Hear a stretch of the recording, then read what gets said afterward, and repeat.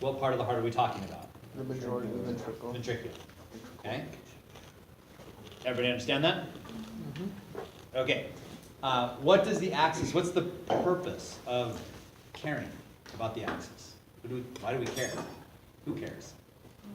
Because when we can detect damage, we want to know where it's happening.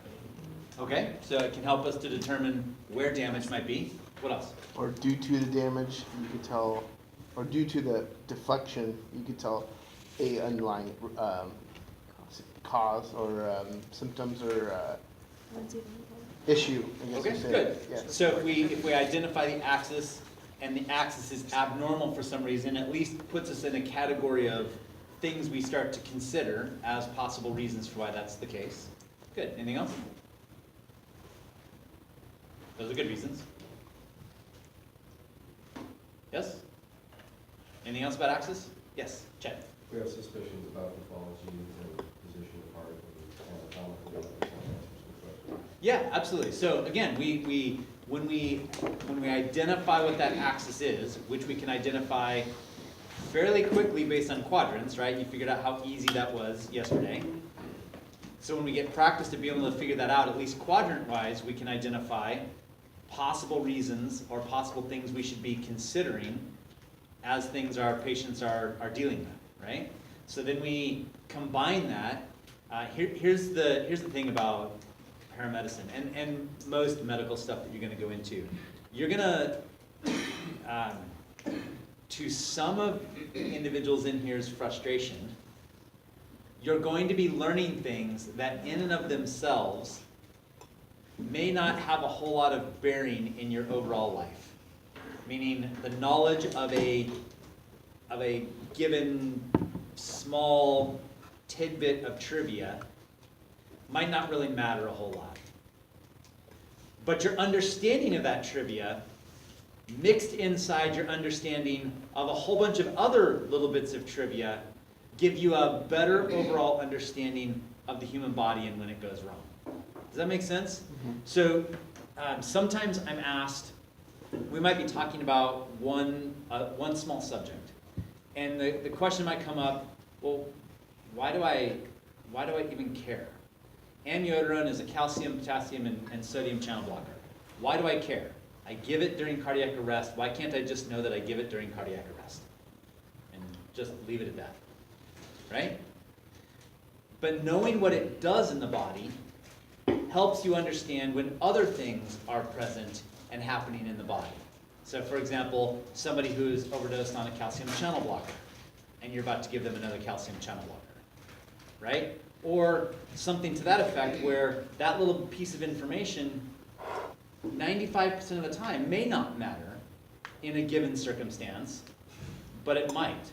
And your overall understanding of that mixed in with your overall understanding of other things might start to mean something. So for example, electrical axis is rarely something that you have to get down to an exact degree for any purpose other than in cardiology, right?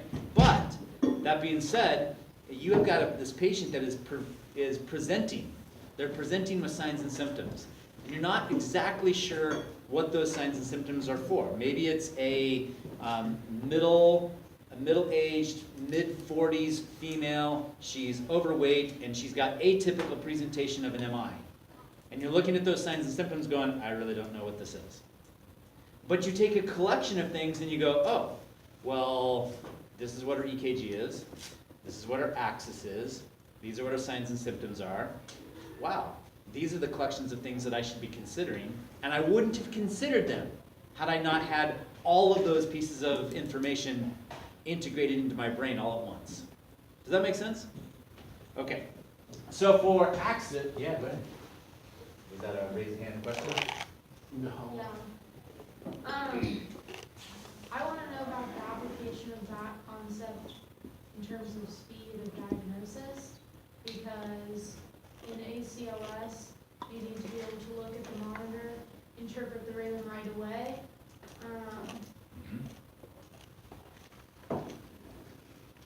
So far you said a true statement.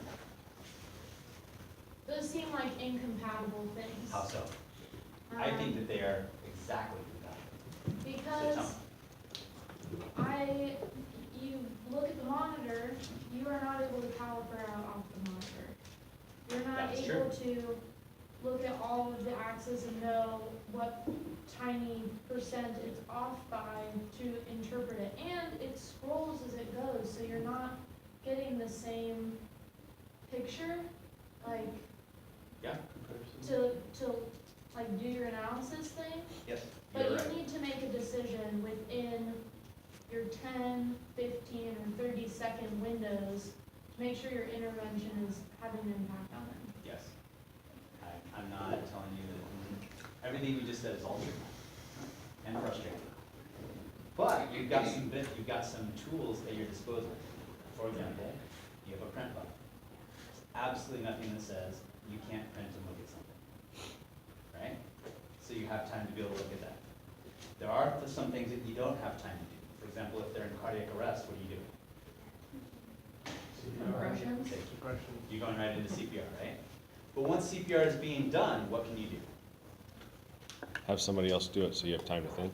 Yeah, you can look at things at that point in time. You can look at printouts, you can look at things that are giving you some information on what to do down the road. You would have had to take that printout previously. It would have, potentially. Well, that depends on the amount of money you spent on your monitor. Yeah. Some monitors are sophisticated enough to rule out the impedance that comes from CPR. So that just completely depends on your agency's budget when it comes to that. But realize that, so you're giving me one set of circumstances, I'm which is, concerned that when I practice looking at strips and I take through my whole process, and now I'm gonna start adding more layers to that process, I'm worried that I'm gonna lose my efficacy of identifying rhythms, and I'm gonna lose my big picture vision of treating my patient. That is what I'm worried about. understood.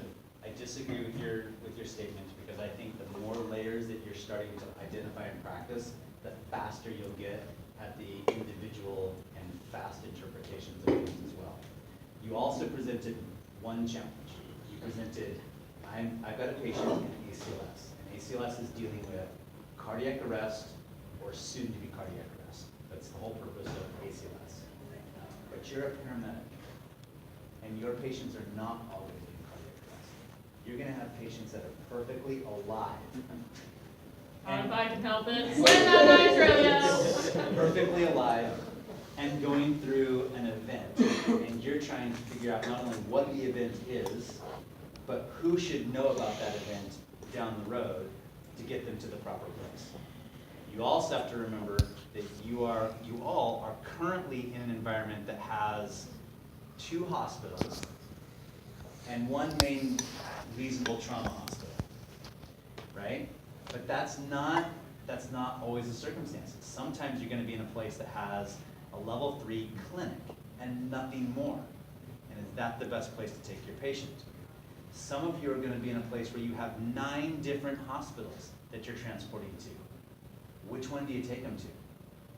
Some of you are gonna be in a situation where you have this hospital that is 50 miles that direction and this hospital that is 30 miles that direction. Which one do you take them to? And they're not all gonna be dead, and they're not all gonna be in cardiac arrest. So the bigger picture is that you're getting an idea of understanding how to diagnose somebody, because you are right in saying that you have a very limited amount of time to do these diagnoses, and you can't be wrong. Is there a light? Okay, good. I'm just making sure I wasn't going crazy. Because I was watching. Right? So you have to increase the speed at which you are diagnosing, that is true.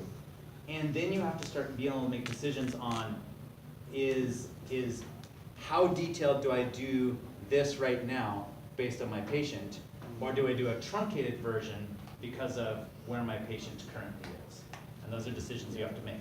But you can't make those decisions if you don't have all the information and know what information to be able to tangent out versus when to tangent it back in. I was just gonna say, you're probably not gonna worry much about access or your VTAC VFib.